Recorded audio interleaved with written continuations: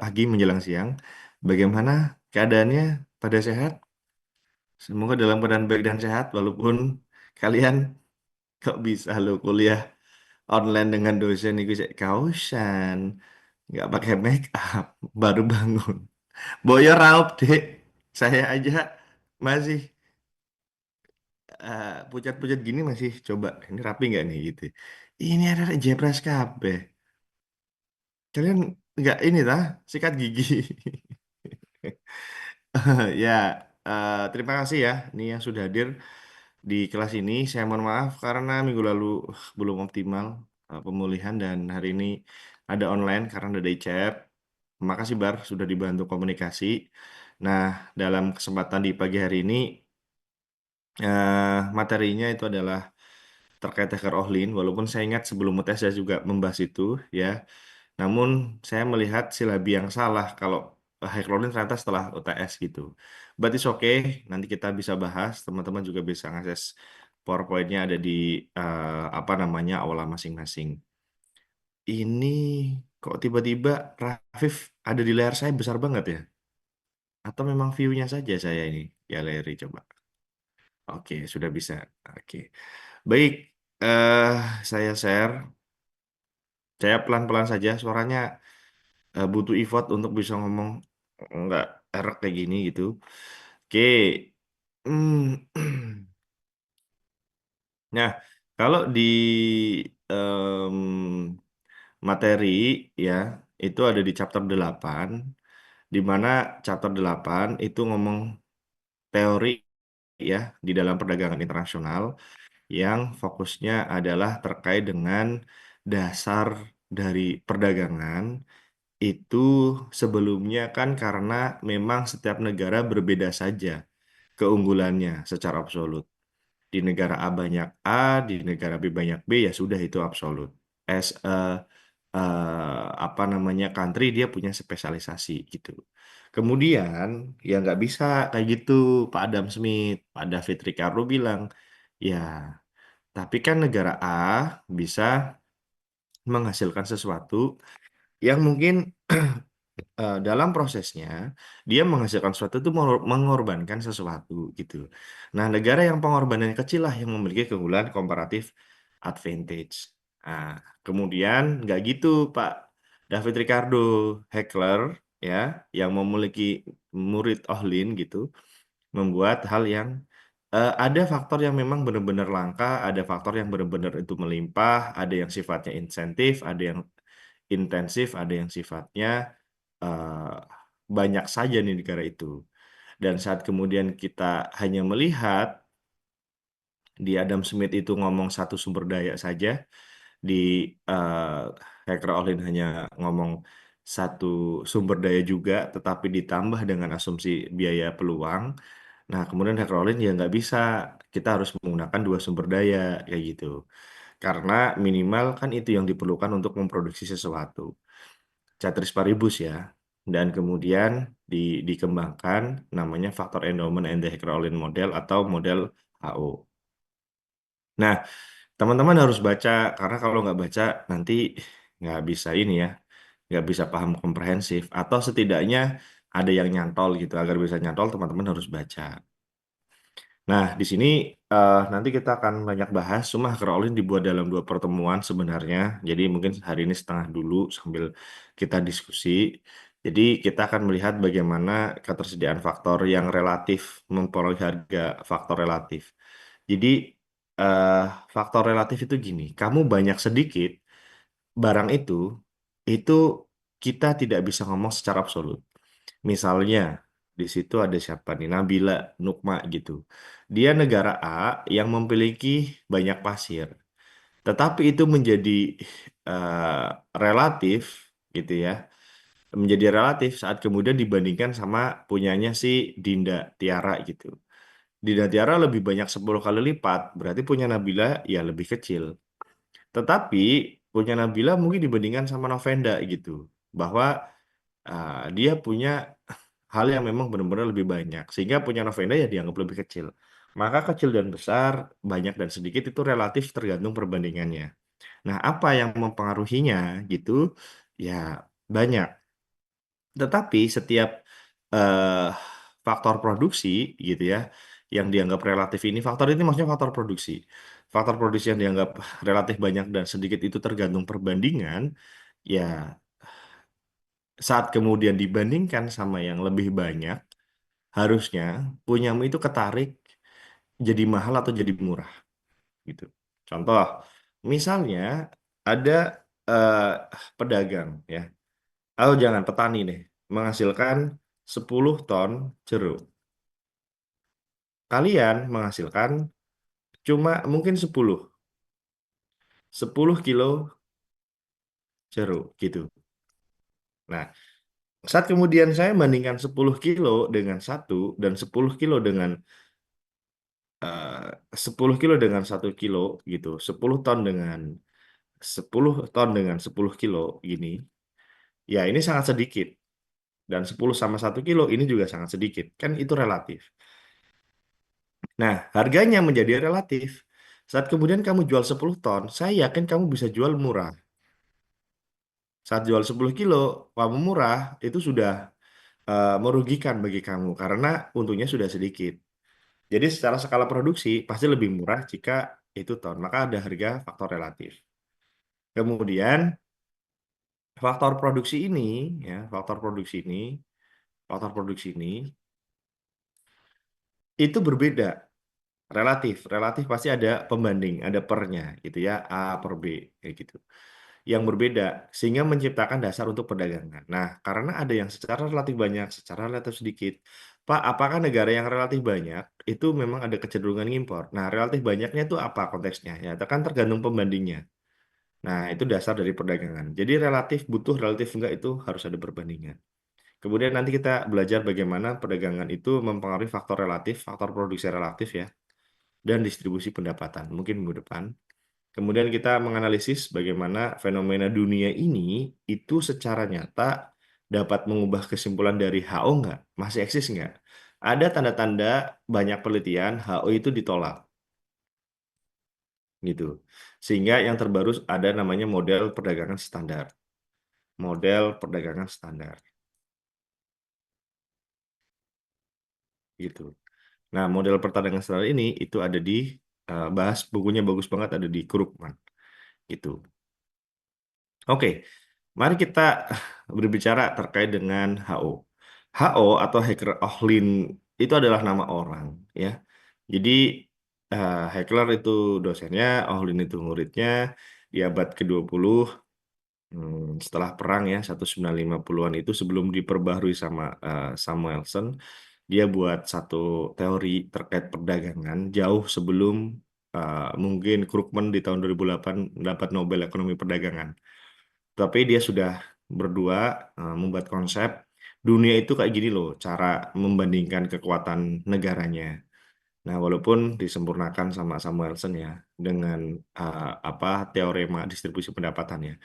Nah, kemudian dalam model ini nanti teman-teman akan mengetahui bahwa eh, sumber daya di masing-masing negara yang katanya tadi mungkin ada yang langka, ada yang melimpah, ada yang digunakan secara intensif maupun tidak, itu em, bukan lagi tentang apakah negara itu punya banyak sumber daya. Kadang negara yang kecil pun meskipun dia secara sumber daya itu langka, kalau dia itu letaknya strategis seperti Singapura misalnya, itu dia tetap memiliki keunggulan absolut maupun keunggulan komparatif yang cukup bagus. Di sisi lain, negara yang mungkin besar tetapi dia tidak memiliki keunggulan komparatif cukup bagus atau keunggulan absolut cukup bagus, coba sih didekati dengan HO teori apakah bisa. Nah, kalau bisa, berarti oke.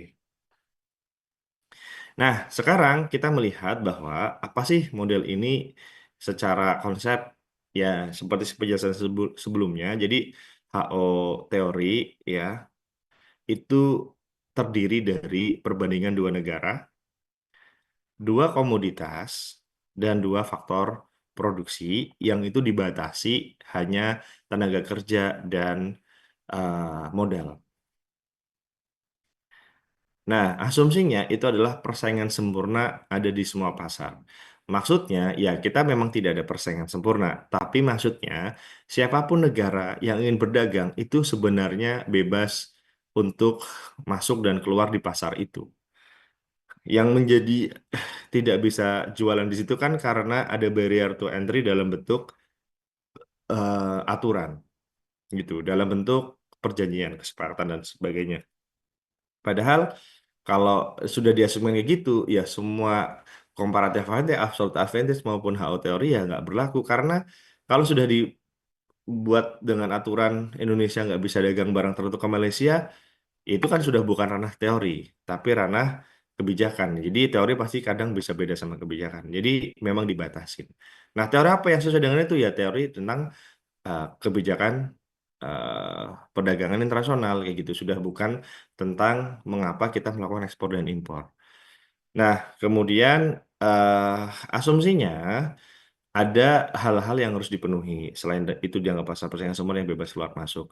Yang kedua, faktor produksinya itu dianggap tetap nggak berkurang, nggak bertambah. Artinya kalau Indonesia dianggap di negara itu, kalau di sini ada Meksiko, ada Amerika, jumlahnya sudah sebesar itu, ya memang konsisten sebesar itu gitu. Soalnya kalau teman-teman nanti nambah, eh, faktor produksinya bisa nambah dan berkurang, bisa kurang banget, bisa banyak banget, ya hal ini nggak berlaku. Karena asumsinya kan tadi endowment ya. Jadi adanya segitu dianggap segitu.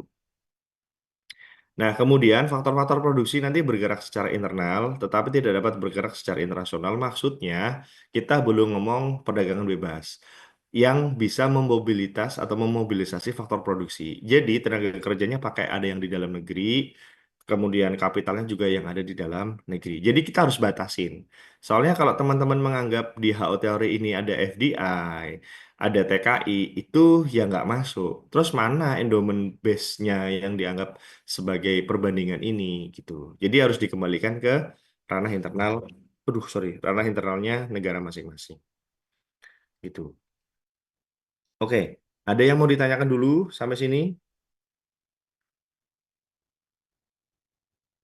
Halo, ada yang mau ditanyakan dulu? Belum ada, Pak. Silakan. Belum ada, Apa? Bapak. Halo? Nggak ada ya? Ada, aduh ada tadi ada suara. Soalnya berbarengan suaranya.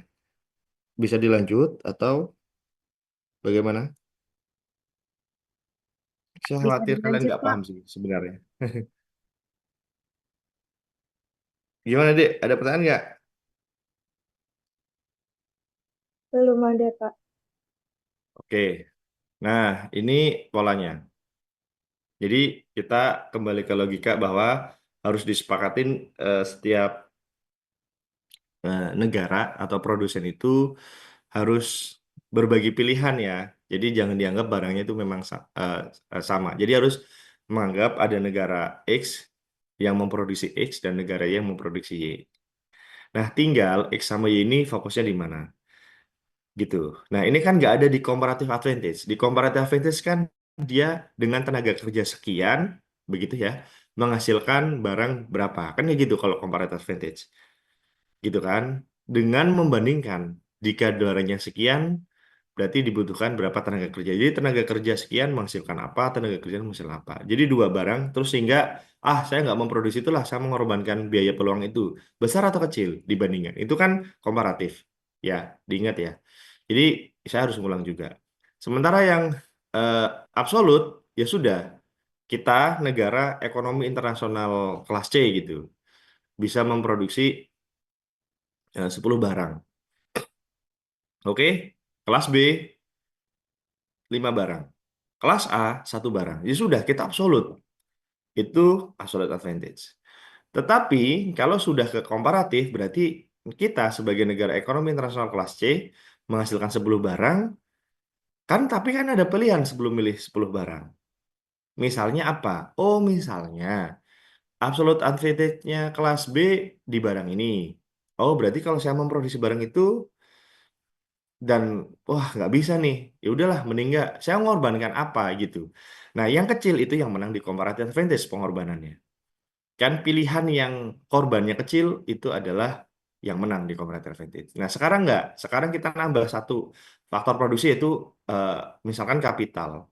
Maka, oke, jika K lebih murah, kapital itu lebih mudah didapat dibandingkan dengan tenaga kerja, metode yang relatif padat modal dan bagus itu pasti akan diadopsi.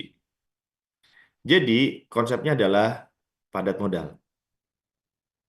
Oke, tapi nek mahal, ya, modal itu sulit nyarinya, distrustnya besar, kemudian report atau kinerja keuangan yang berbasis modal itu rendah, khusus mengandalkan manusia saja. Gampangannya adalah Amerika nanam modal gitu ya di Vietnam sama Indonesia itu karena sebenarnya modal di Vietnam dan di Indonesia itu mahal. Yang murah di Vietnam dan di Indonesia itu tenaga kerjanya. Maka sebenarnya yang benar kita yang benar yang didorong untuk bisa eh, berkinerja dengan baik di Amerika itu modal, di Vietnam dan Indonesia ya tenaga kerja. Maka karena kita murah, yang bisa kita lakukan adalah ya padat karya, kan nggak gitu. Makanya UKM banyak. Tetapi kalau teman-teman sudah mikir kayak gini, loh Pak, kalau memang Amerika itu padat modal dan di sana itu tenaga kerjanya mahal, sementara di Indonesia dan Vietnam itu tenaga kerja murah, kenapa nggak pakai logika Indonesia sama Vietnam tenaga kerjanya dikirim aja ke Amerika, kayak gitu. Nah, kalau Anda berpikir seperti itu, Anda menyalahi asumsinya hacker Ohlin. Karena hacker Ohlin itu tidak ada mobilitas tenaga kerja. Sudah fokus di internalnya masing-masing. Itu. Maka kita akan fokus pada titik negara itu modalnya nggak kemana-mana, tenaga kerjanya nggak kemana-mana. Kan sebenarnya kayak gitu. Jadi ya sudah. Ini asumsinya negara yang banyak modal A, negara yang banyak tenaga kerja B. Aduh, mulai sakit nih tenggorokan. Nah, kemudian negara memiliki constant return to scale. Jadi kan ada pola ya constant return to scale kayak gini ya. Kalau dalam jangka panjang ya, yang dalam jangka panjang kan ada ya logika ini gitu. Jadi logika yang semakin kamu pengen nambah cost, ingin ditekan, key-nya kan nambah nih. Nah ini kan harus digeser, digeser gitu kan. Nanti gambarnya kan, aduh, baterainya habis. Sebentar deh, sebentar.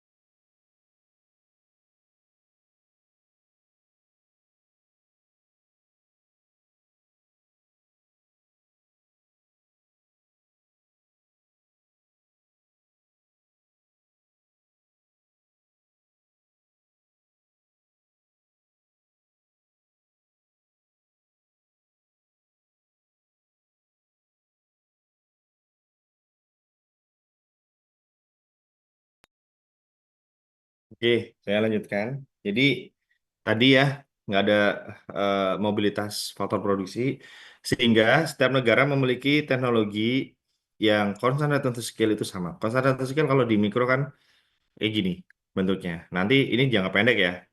Nanti kalau dalam jangka panjang bentuknya panjang kayak gini kan, gitu kan. Ada cost, ada key, gitu kan. Ini marginal cost misalnya. Nah, di konteks ini itu sama semua. Maka ada kekuatan yang sama dalam produksi sesuatu. Cuma bedanya kamu mengandalkan modal atau mengandalkan tenaga kerja kayak gitu. Nah, selera dan preferensi juga sama untuk kedua negara. Nah, Pak, kok bisa buat asumsi yang nggak mungkin kayak gini? Ini untuk memudahkan atau untuk membuat teori itu menjadi lebih simpel. Seperti itu. Nah, ini ada contoh. Hanya sekedar Kak itu mengambilkan menggambarkan kapital gitu ya atau modal. L itu menggambarkan labor. Nah, kemudian didalamin lagi. Nah, berarti kan kapital sama labor di hacker Ohlin itu dibandingkan gitu kan. Ulang ya. Kalau di absolute advantage itu produktivitas yang dibandingkan. L yang sama menghasilkan 10 apa 20. 20 absolute advantage dibanding yang 10. Udah. Kalau kemudian yang David Ricardo, ya, yang David Ricardo, negara L, sorry, negara A punya L, bisa menghasilkan A sama B, barang. Itu, satunya 10, satunya 20. Negara B punya L, bisa menghasilkan A sama B, di sini 20, di sini 10. Nah, karena negara A yang punya tenaga kerja L ini fokus pada B, dan negara B punya L yang fokus pada A, gitu kan, maka dia kan nggak memproduksi A, si B juga nggak memproduksi si B, gitu, gitu kan. Nah, kalau nggak memproduksi A dan kerugiannya berapa? Nah, yang paling kecil kerugiannya itu yang dianggap comparative advantage. Sementara kalau yang apa namanya HO, nah jangan hanya L, kan ada K, kan ada K. Nah, K-nya sama L yang mau fokus digunakan itu yang mana, kayak gitu. Sehingga nanti akan ada perbandingan-perbandingan yang disebut sebagai rasio.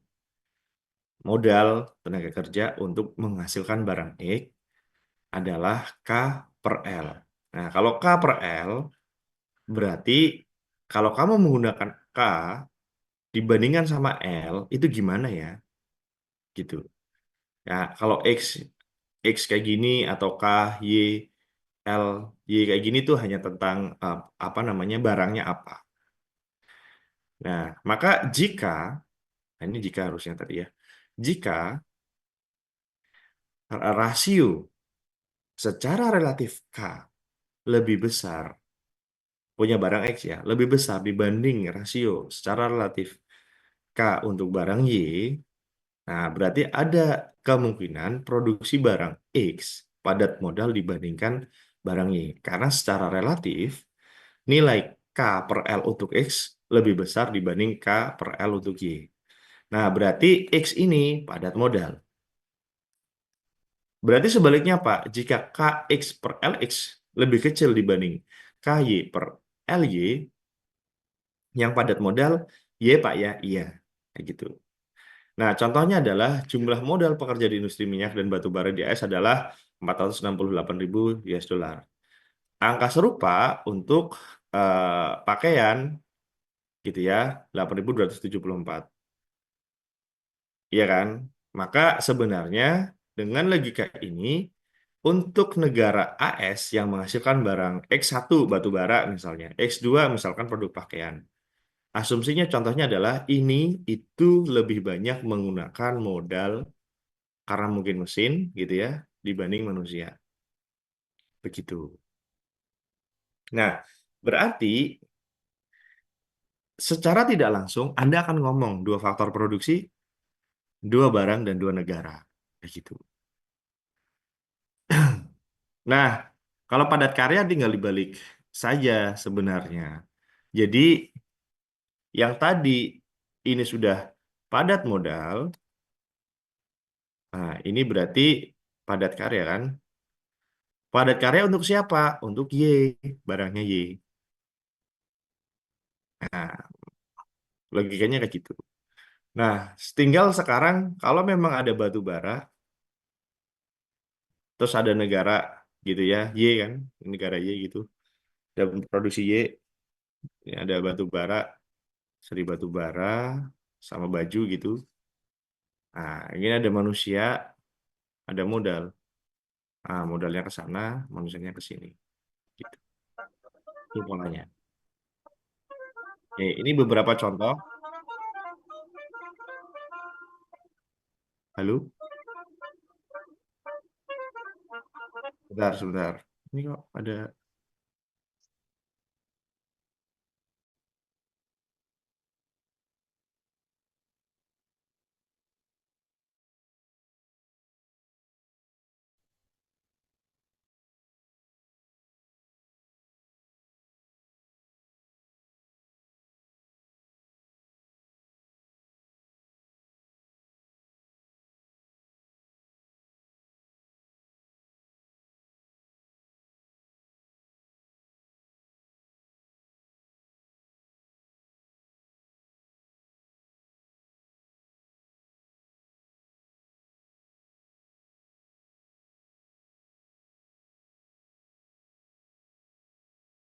Bapak mohon maaf masih di mute.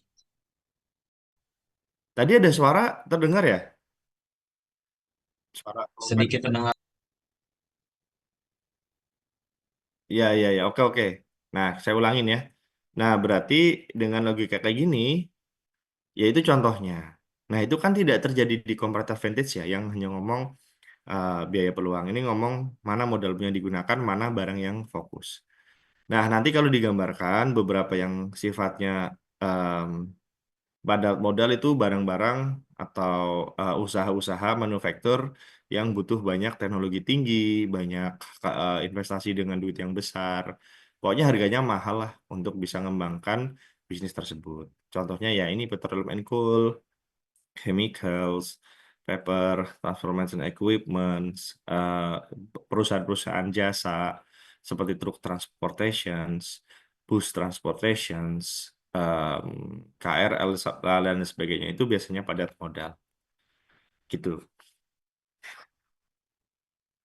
Tetapi pahamilah bahwa padat modal itu kan sifatnya relatif jika dibandingkan. Pertama, kamu membandingkan itu dengan faktor produksi yang lain. Hasilnya dibandingkan dengan negara yang lain dengan perhitungan yang sama. Jadi kalau kapital per L itu adalah cara kamu menganggap ini padat modal atau padat karya, ya. Kan sebenarnya tinggal K-nya besar, L-nya kecil itu seperti padat modal kan ya gitu. L-nya besar, K-nya kecil berarti padat karya gitu. Itu bandingan dulu di negaramu. Kemudian kamu bandingkan dengan negara lain yang juga rumusnya sama, K per L.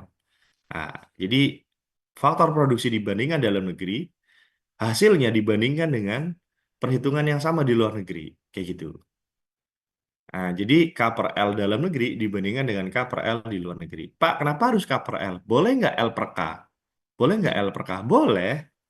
Tinggal kamu tuh mau ngomong apa sih? Uang modal relatif ya pasti K dibandingkan sama L. Jadi pembandingnya itu pasti jadi penyebut atau di bawahnya. Kamu lebih cantik, kamu atau dia? Berarti kamu itu ada di atas dibanding dia ada di bawah.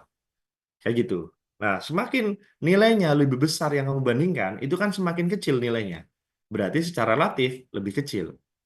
Kamu cantik dibandingkan sama dia yang lebih cantik berarti kan besar. Maka pembanding yang besar pasti akan mengurangi pembilang. Nah, semakin mendekati nol atau kecil, berarti secara relatif itu kecil. Itu pola matematika dasar aja. Nah, yang dibandingkan adalah faktor produksi K per L di negara A. Berarti ya lagi ngomong pada modal atau ngomong secara relatif, kamu fokus di apa? Oh, modal. Ya udah negara A kayak gitu.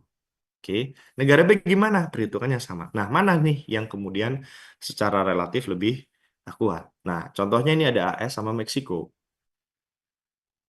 Stok modalnya 4,8 triliun, tenaga kerjanya 153 juta, maka sekitar 32 juta K per L secara relatif.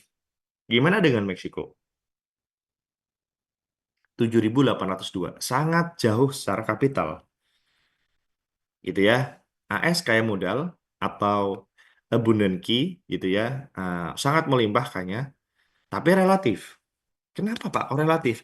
Karena kamu ngomong dia tuh melimpah atau abundant itu dari perbandingan negara lain dengan rumus yang sama. Itulah relatif. Jadi kan sebenarnya kalau dibandingkan tuh kayak gini. K per L untuk negara A dibanding K per L untuk negara B. Kan kayak gitu sebenarnya. Sebenarnya itu kayak gitu. Nah, kalau kamu sudah melihat K per L untuk negara A ya, lebih besar dibanding K untuk B, negara B.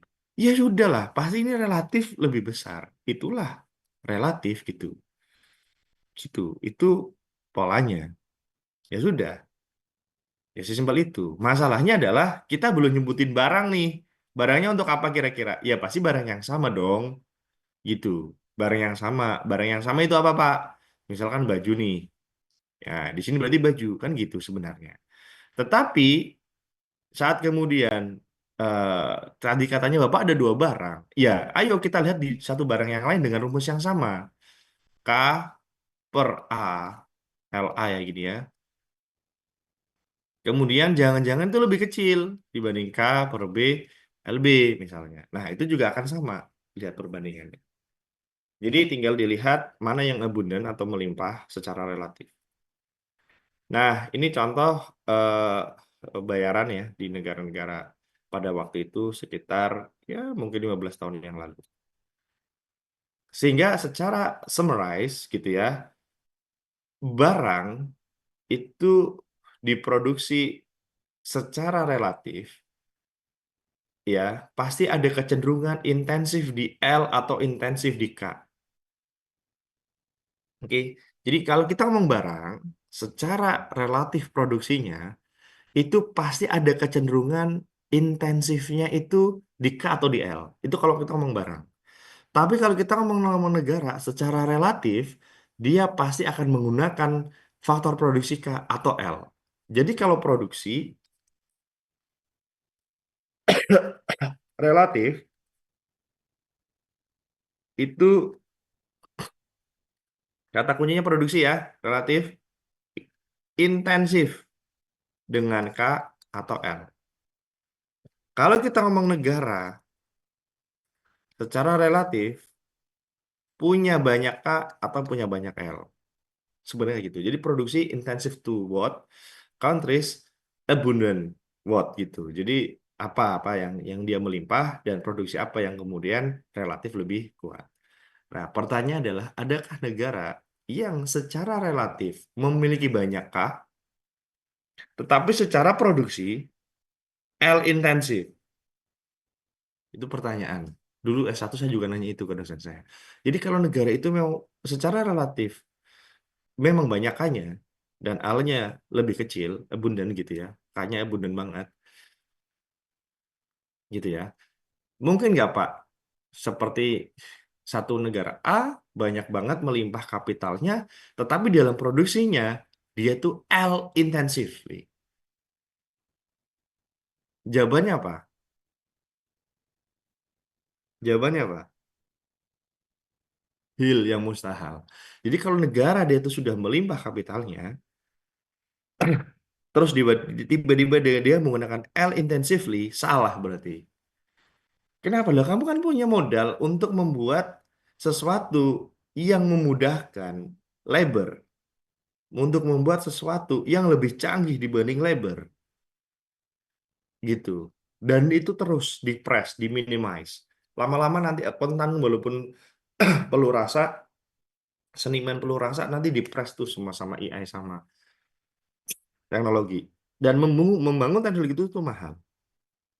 Maka negara yang sudah relatif K-nya itu melimpah, dia akan memproduksi dengan base yang melimpah itu tadi sebagai hal yang intensif.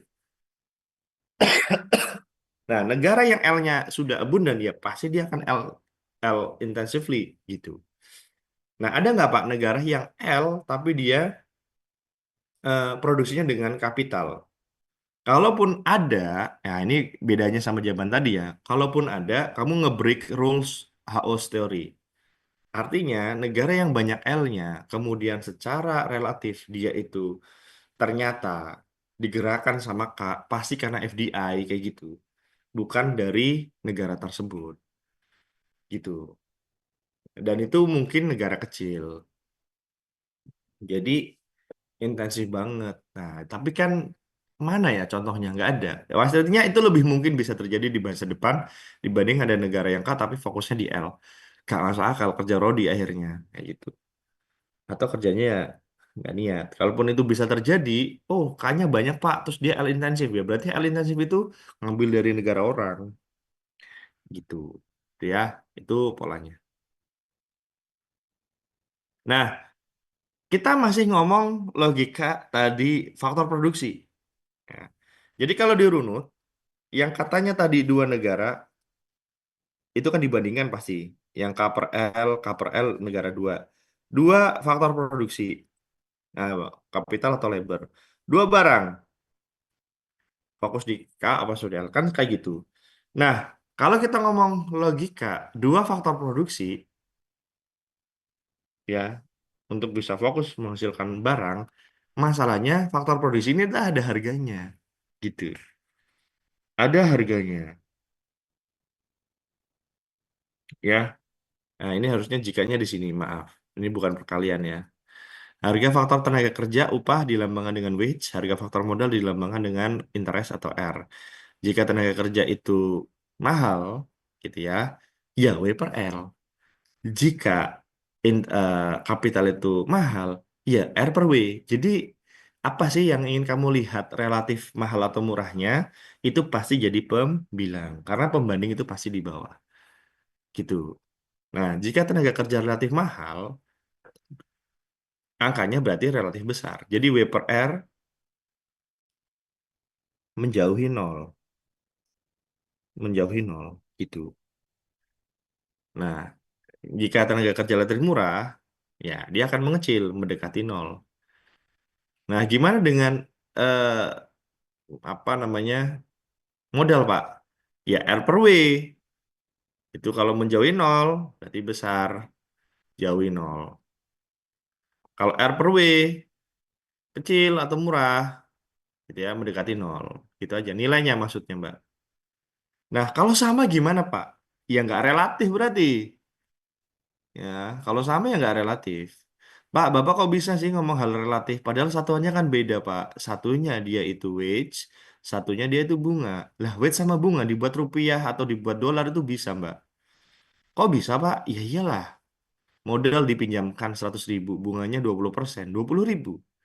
Faktor tenaga kerja dibayar 30 hari atau apa hitungan jamnya dengan rupiah 20.000 yaitu 20 per 21. Artinya itu bisa. Cuma ya nggak ya jarang lah. Pasti ada kecenderungan orang itu atau negara itu relatif ke tenaga kerja atau modal. Nah, tinggal kamu lihat kenapa ya Pak labor atau tenaga kerja itu secara relatif bisa mahal. Ya bagaimana nggak mahal kalau kemudian nyarinya aja susah. Kalau penemu dia tuh pinter banget gitu. Jadi terjadi karena scarcity atau kelangkaan secara relatif. Itu terjadi di Taiwan. Makanya Taiwan itu ada relatively scarce sehingga membuat labor relatif itu mahal untuk labor-labor yang bekerja di bidang hospitality. Kayak dalam tanda kutip asisten rumah tangga atau perewangan gitu ya. Kemudian babysitter dan lain sebagainya. Itu akan jadi mahal di sana secara relatif dibandingkan di Indonesia karena kelangkaan. Jadi kalau ada orang Taiwan yang bekerja sebagai asisten rumah tangga, saya menganggapnya dia akan dibayar lebih mahal dibanding TKI yang dikirim ke Taiwan. Ya kalau dia lebih murah ngapain butuh TKI kan gitu. Nah, berarti kayak gitu. Berarti orang yang bekerja sebagai relawan pembantu ataupun hal-hal yang terkait dengan asisten rumah tangga itu sudah langka di Taiwan. Sehingga kalau ada itu jadi mahal gitu. Nah, kalaupun ada rumah tangga di Taiwan mungkin sudah kayak asistennya ini Batman, tahu nggak ya? Asistennya Batman yang dia tuh bisa sangat profesional gitu. Nah, itu berarti sangat mahal. Apa mau yang membuat labor relatif murah? Ya saking banyaknya. Jadi kalian ini deh, yang kuliah akan semakin banyak. Di masa depan harga kalian untuk sebagai tenaga kerja itu akan semakin murah. Jadi apa aja deh Pak, yang penting kerja kayak gitu. Ya, jadi monggo. Kamu mau menaruh L atau K di atas kayak gini, maka yang secara relatif dibandingkan itu lihat siapa. Kalau K di atas berarti relatif kapital, kalau L labor kapital.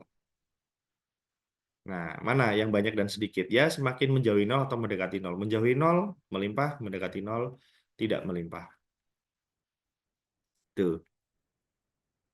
Nah, AS misalnya, memiliki modal melimpah dibandingkan dengan Meksiko. Sudah, berarti otomatis dia K per L.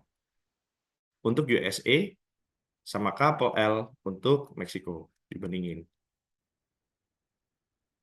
Berarti apakah otomatis, Pak, saat AS memiliki modal yang melimpah dibandingkan Meksiko, labornya iya juga melimpah? Ya belum tentu. Dicontohkan bahwa ternyata kalau L per K lebih besar si Meksiko gitu. Nah, nanti bedanya pengaruh tersebut itu ke PPF. Kalau kita kaitkan sama kurvanya neoklasik, itu. Misalkan mobil diproduksi dengan intensitas relatif tinggi terhadap modal, ya wis pasti modal. Dan tekstil dengan tenaga kerja. Gimana Pak gambarnya? Nanti kayak gini. Nah, nanti kayak gini. Nanti kayak gini polanya. Nah, kita bahas pelan-pelan, ya. Jadi tekstil tenaga kerja, oke ya. Autarki, dia tidak membuka diri. Pokoknya sebagai negara saja yang masing-masing independen. Satunya tekstil berarti labor, satunya apa mobil, ya berarti dia K. Ini L, K. Gitu. Ya, akhirnya lama-kelamaan dia juga otomatis seseorang yang negara yang kuat di HO untuk kapital tertentu, dia juga akan menang keunggulan komparatif otomatis. Gitu. Ini simbolnya ya. Harga tekstil sama car untuk US lebih besar dibanding Meksiko. Tapi kalau kita lihat langsung gambarnya yang seperti ini kebalikannya ya. Harga dari car per tekstil ya itu untuk Amerika sama US seperti itu. Nah, gambarnya jadi kayak gini. Jadi kita melihat ini punya Meksiko, fokusnya di tekstil, ini punya si US, fokusnya di car, gitu. Itu polanya. Kita mulai dari titik US dulu, equilibrium di sini. Ya, terus kemudian dia mau ngejar car. Ngejar car berarti nambah modal sebenarnya. Sementara si Meksiko mau ngejar tekstil, berarti nambah modal di sini. Gitu. Part ini hilang sebenarnya. Part ini juga hilang. Yang kosong ini diisi oleh ini, yang kosong ini diisi oleh ini. Udah, gitu aja pola gambarnya. Nah, tinggal budget constraint-mu berapa? Oh, budget constraint saya itu sebenarnya hanya garis biru saja eh, awalnya gitu. Kemudian berubah karena saya itu nggak fokus di tekstil, saya fokusnya di car, geserlah dari merah ke biru gitu. Birunya jomplang ke sini nih kosong nih, ini nggak ada yang isi. Siapa yang isi? Ini disebut apa? Disebut impor. Dan sebaliknya, untuk Meksiko dia berarti ngimpor car. Jadi diulang-ulang aja. Maka negara yang melimpah modal akan mengekspor mobil, ya, intensif modal. Negara yang tekstil akan mengekspor tekstil, ya, tenaga kerjanya lebih bagus di situ. Jadi negara harusnya memang memproduksi sesuatu yang bisa melimpah, biaya pulaunya sedikit, harga faktor produksinya itu murah atau banyak, maaf, maka dia akan menjadi pemenang. Sialnya, kalau kalian belajar sekarang, ini mulai nggak bisa diterapkan dengan benar karena kadang ada faktor yang lebih penting dibanding dengan kelimpahan faktor produksi atau keunggulan komparatif atau absolute advantage, yaitu letak strategis. Karena di dalam data UN Comtrade misalnya ada istilah reekspor.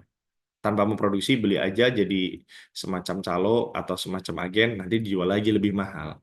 Kerupuk Sidarjo diekspor ke eh, apa namanya Singapura, nanti Singapura ngekspor itu ke Australia. Kenapa nggak kita langsung? Nah, kadang kan itu tentang terkait modal sosial dan jaringan. Mau kamu nggak punya channel, gimana kamu jual ke Australia? Ya kan tinggal dicari. Itulah intervensi kebijakan yang harus diperkuat. Jadi dengan misi dagang, dengan perjanjian. Kalau beli kerupuk dari Indonesia saja ya, nggak usah dari Singapura, itu loh dari kita. Oh iya ta, yakin kalau Australia tahu pasti langsung beli aja ke Indonesia pasti lebih murah. Masalahnya kadang ada ikatan kan sebelum itu ada permainan politik interregional. Hey, Australia kan hubunganmu lebih baik dengan Singapura dibanding dengan Indonesia. Ya sudah beli aja ke kita. Kita kan punya banyak insentif dalam bentuk kerjasama yang lain. Oke deh. Nah, kalau sudah kayak gitu kan nambah variabel politik, nambah variabel letak tenaga kerja, itu membuat hal teori itu nggak berlaku gitu. Ada yang mau ditanyakan? Saya bagian tenggorokan sini tuh sakit deh. Kayak ada luka dan saya terinfeksi. Jadi ngomong gini tuh sudah effort banget. Saya berusaha nggak serak sih sebenarnya. Makanya tadi minum obat dulu ke puskesmas. Gitu. Cuma secara ini sudah sakit gitu. Jadi saya hanya bisa sampai sini. Dan jarang ngomong nih saya, jarang teriak-teriak juga. Ada yang mau ditanyakan nggak? Pak, sebenarnya saya mau tanya. Hmm, ya lebih baik kalian nanya sih, biar saya tuh suaranya ada gunanya gitu. Gimana? Oh iya, jadi kalau nggak salah minggu lalu itu Pak Lando tuh pernah bilang kalau misal Hexer Ohlin itu juga dia tuh bicarain ini kan Pak, kayak gimana sih negara itu jual, kayak how you can sell it, eh, Hmm. barangnya. Nah itu tuh hubungannya sama kayak eh, produksi barang padat karya sama barang padat modal, kayak misal eh, produksinya itu milih K ke L itu gimana? Gimana ya pertanyaan? Maksudnya gimana sih? Pertanyaan ulang, pelan-pelan aja. Jadi, Kan minggu kemarin itu Pak Lando itu sempat bilang kayak ini tuh bicarain juga tentang gimana itu negara bisa jual barangnya yang diproduksi. mm-mm, mm-mm. Nah, itu saya bingung Pak, soalnya dari tadi itu kan kayak pembahasannya tuh tentang ya udah kalau misal negara ini itu lebih banyak K berarti dia memproduksi barang yang padat modal, kalau misal banyak L itu tuh padat karya. Nah, itu kayak titik menjualnya itu di mana ya Pak? Maksudnya saya juga bingung. Titik menjualnya apa? Menjualnya barang.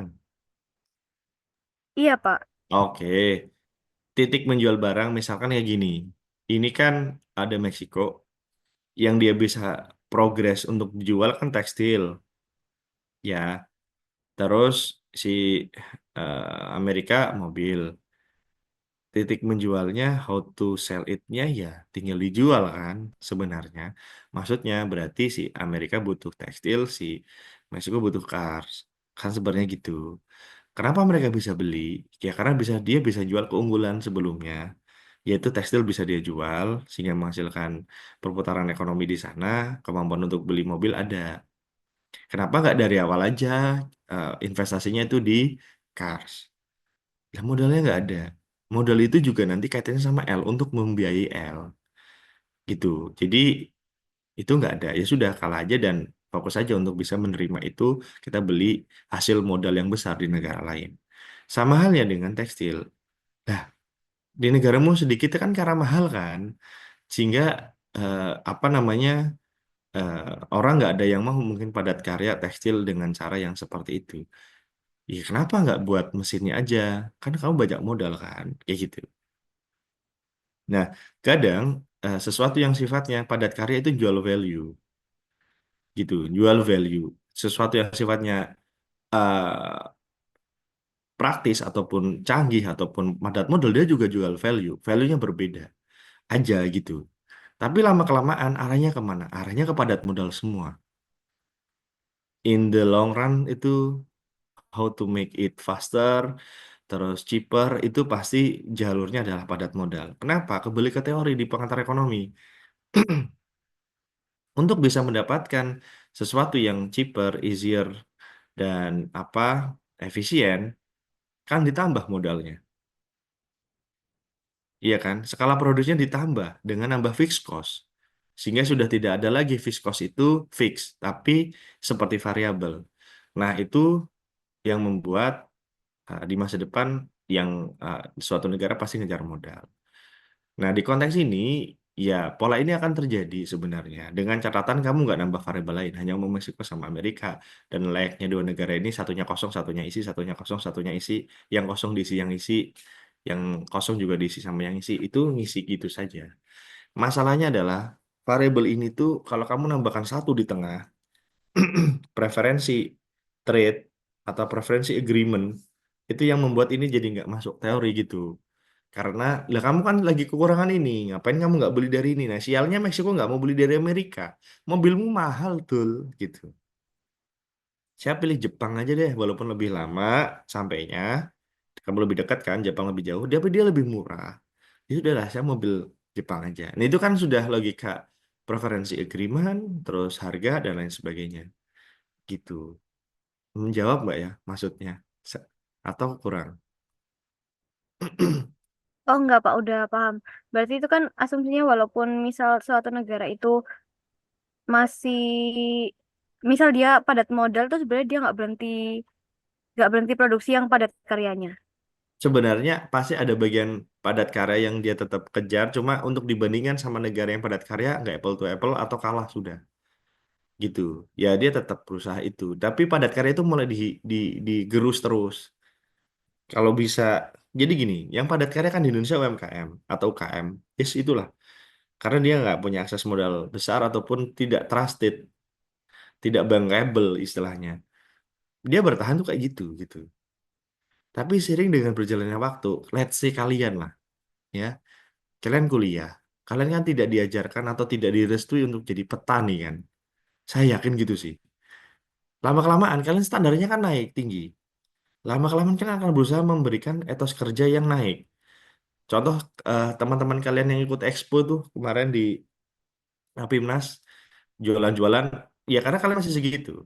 Tapi kamu betah nggak jualan es teh kayak gitu terus? Enggak. Ya apa ya biar cepet ya, ya apa ya? Pasti kan modal diperbesar, dikomersialisasi, lama-lama padat modal, lama-lama pasti gitu. Selama itu bisa efisien ngapain kayak gituan, kayak gitu.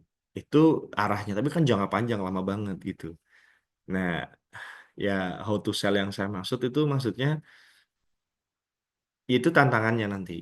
Kalau kamu tuh menambahkan how to sell dengan logika ada perantara negara lain atau negara lain punya preferensi, itu sudah nambah faktor politik, faktor agreement, teritorial, perdagangan, jalur perdagangan dan lain sebagainya. Itu sudah nggak theoretically. Makanya kalian mungkin sama seperti saya dulu atau S1, ini ngomong apa sih dosennya ya Allah gitu. Gitu. Nggak, gimana sih gitu.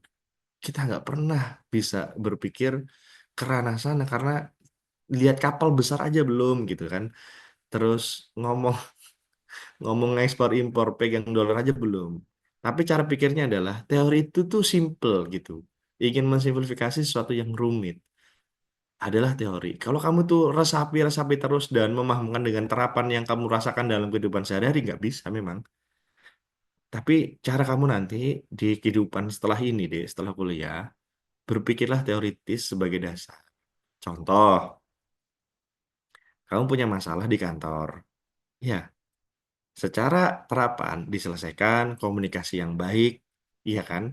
Kemudian, kalaupun sulit, cari perantara, itu kan terapan. Behavior, terapan, wis. Tapi teorinya apa coba? Teori itu membawa premis kalau di stand up atau di komunikasi. Membawa premis. Premisnya apa sih sebenarnya? Di dalam konteks kamu itu punya masalah sama temanmu. Bahwa yang dipegang nih,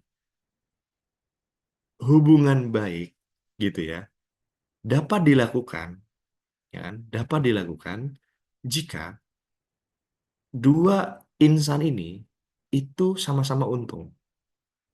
Oke, ingat ya, itu premis atau teorinya. Hubungan baik dengan temanmu sebenarnya itu terjadi jika keduanya sama-sama untung, gitu. Nah, saat kemudian dia bermasalah sama kamu, marah segala macam, berarti mungkin merasa nggak untung, gitu aja. Itu kan teorinya. Maka caramu untuk bisa hubungan baik, saling menguntungkan dan segala macam, baru oh komunikasi, oh ini segala macam. Tapi teorinya itu dasarnya. Kita berhubungan baik karena sama-sama untung. Sama-sama untung. Untung itu bisa materi, bisa materi, bisa kebahagiaan, bisa rasa nyaman. Itu kan keuntungan, gitu loh. Itu yang dipegang kan. Nah, maka saat kemudian pingin sama-sama nyaman, ya dijaga hubungannya. Kan gitu aja sudah. Itu teori tuh yang mungkin kalian akan lihat. Jadi teori itu kayak premis. Kayak grand tema besarnya yang harus dijaga. Sama seperti ini. Meksiko tekstil, Amerika cars. Ya sudah Pak, memang kan udah kayak gitu. Apanya yang mau dihitung lagi Pak? Memang bisa nih dibawa ke terapan. Ya, kalau kalian tidak ada di ranah perjanjian perdagangan internasional, ini kalau diterapkan dibuat kurvanya kayak gini ya bisa, area kayak gini. Tinggal datanya ada apa enggak, kayak gitu. Ya, semoga kamu bisa lebih bertahan dengan sesuatu yang teoritis karena internasional satu sangat teoritis banget. Teoritisnya harus baca lagi, bukunya bahasa Inggris lagi. Ya, semoga kalian bisa hadapi itu gitu. Beberapa dari kalian sih wajahnya itu masih konsentrasi dari tadi ya, walaupun mungkin masih main HP atau ngetik lihat yang lain. Cuma itu mental, secara teori itu mental. Kalau kalian nanti di perusahaan, saya yakin orang-orang yang beberapa ini fokus di sini masih konsentrasinya itu sebenarnya memiliki potensi untuk apa ya, tough di dalam perusahaan atau di dalam pemerintahan misalnya gitu. Ya semoga ah, semua sukses sih. Saya tidak ingin membanding-bandingkan gimana. Kadang ada yang balik juga, saya nggak pernah aktif Pak kuliah, saya nggak pernah prestasi. Saya masuk BI. Kenapa berpikir kayak gitu maksud saya? Harusnya kan yang masuk BI itu ada berapa sih? 100 orang. Yang kayak kamu ada berapa? Kan kayak gitu. Itu polanya. Oh nggak perlu Pak. eh Kuliah tinggi-tinggi. Toh gini gini gini. Toh saya tetap kaya aja. Mas Zuckerberg itu nggak lulus terus jadi Facebook segala macam. Iya ada berapa yang kayak gitu maksud saya gitu. Dan harus mengorbankan hal seperti apa. Nah, jadi tetaplah belajar belajar teori dan itu sangat menjemukan kalau kamu nggak ketemu teman yang cocok sama-sama teori gitu. Itu basic yang harus kamu pegang. Di lapangan sangat berbeda, saya pahamin. Tapi teori itu membuat simpel lah. Semoga kalian bisa pahamin. Oke, sementara sampai itu dulu ya. Saya berharap minggu depan kita bisa ketemu offline di eh, kampus B, terus kelas penggantinya juga offline kalau bisa. Kalian sudah absen di pelajaran online ya, karena otomatis. Cuma karena hmm, apa namanya di cyber itu tidak otomatis, jadi saya tetap harus manggil nih. Aduh, cybernya sudah logout. Sebentar,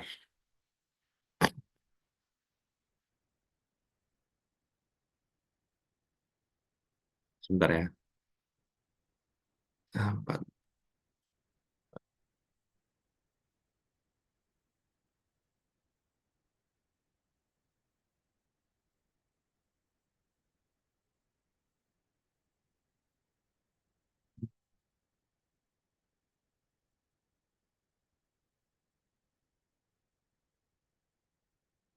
Kelas C ya, Dek, kalian. Bentar, loading.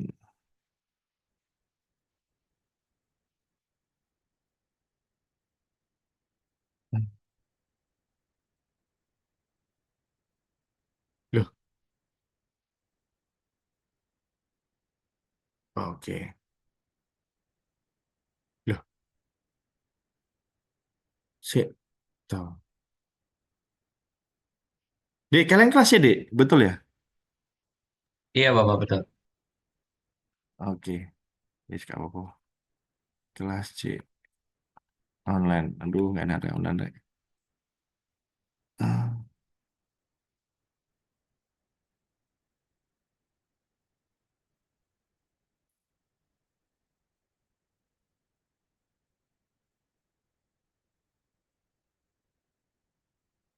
Adelia, ada? Hadir, Pak. Agiltri, Hadir, Pak. Agung. Hadir, Pak. Aduh, ribet. Gini aja deh. Nanti baru saya absen. Suaranya kocak nih. Dah, kalian bisa nggak absen?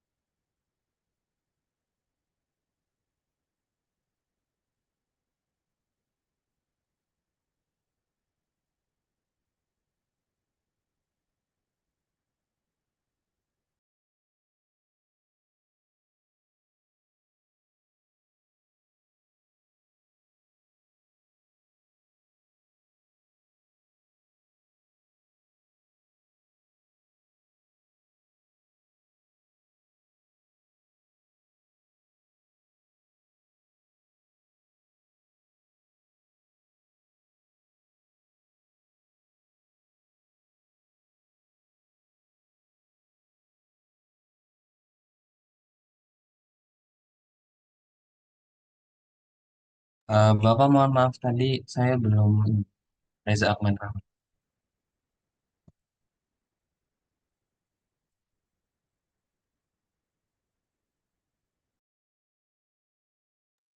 Di mute Bapak, mohon maaf.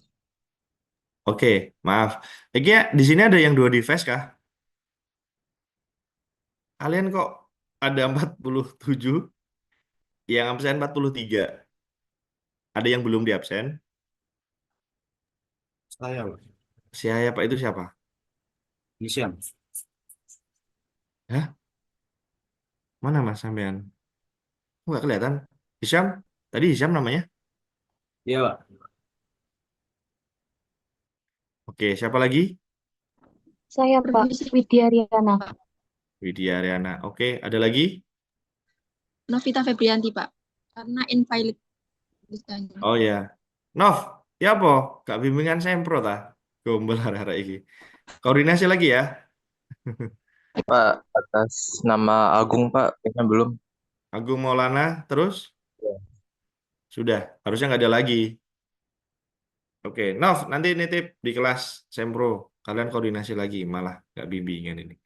Oke, itu saya mohon maaf bila banyak kekurangan, semoga bisa nambah hari sih.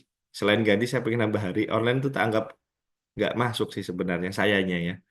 Karena ngajarnya kayak gini gitu. Ya wis lah, semoga kalian bisa belajar. Kalau bingung itu tanya aja, feel free. Saya tuh selalu berusaha balas banyak banyak mahasiswa kok. Terima kasih, selamat beraktivitas kembali. Wassalamualaikum warahmatullahi wabarakatuh.